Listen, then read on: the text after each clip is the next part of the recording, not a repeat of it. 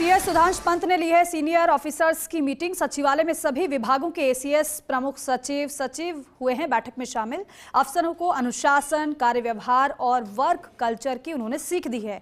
File pendency कम करने, average file disposal बढ़ाने, अपने विभागों सेक्शन में नियमित निरीक्षण करने और साथ ही साथ प्रभारी सचिवों को प्रभार वाले जिलों में निरीक्षण करने, विभागों में नियमित डीपीसी बैठकें और अन्य प्रकरणों के निपटारे को लेकर उन्होंने निर्देश दिए हैं।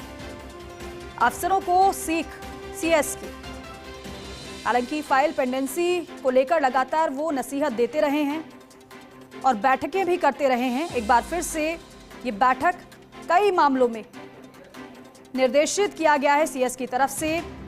सीनियर ऑफिसर्स की मीटिंग उन्होंने आज ली है। सभी विभाग के एसीएस, प्रमुख सचिव बैठक में शामिल हुए हैं। अफसरों को अनुशासन, कार्य व्यवहार और वर्क कल्चर की उन्होंने सीख दी है। सीएस सुधांश पंत ने सीनियर ऑफिसर्स की जो मीटिंग ली है वो बेहद महत्वपूर्ण रही है।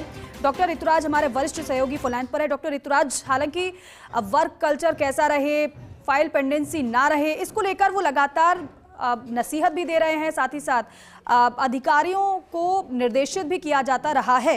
लेकिन एक बार फिर से जो सभी सीनियर ऑफिसर्स की उनकी तरफ से जो बैठक ली गई है, इसको जरा ब्रीफ करिएगा, बताइएगा किस तरीके से क्या कुछ उन्होंने कहा।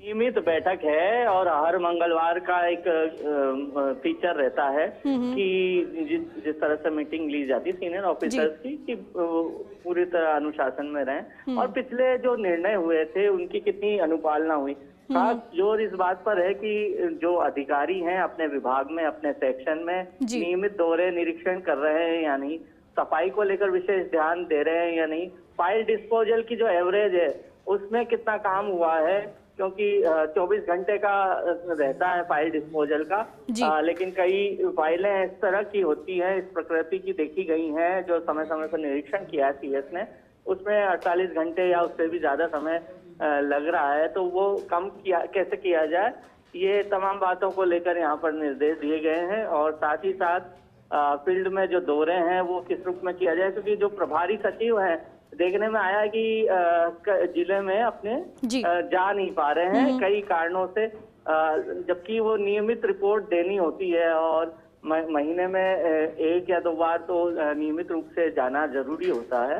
वह भी एक चिंता का विषय माना जा रहा है। तो इस तरह की तमाम बातों को लेकर क्योंकि लोकसभा चुनाव के बाद पूरी सरकारी मशीनरी पूरी तरह से हरकत में आ जाए, आचार संहिता के कारण जो काम रुक गए हैं वह सक्रिय रूप से किए जाए, उनको त्वरित गति से किया जाए और उसमें कहीं बाधा आ रही है तो उसको दूर किया जाए। इन तमाम बातों को लेकर निर्देश दिए गए हैं।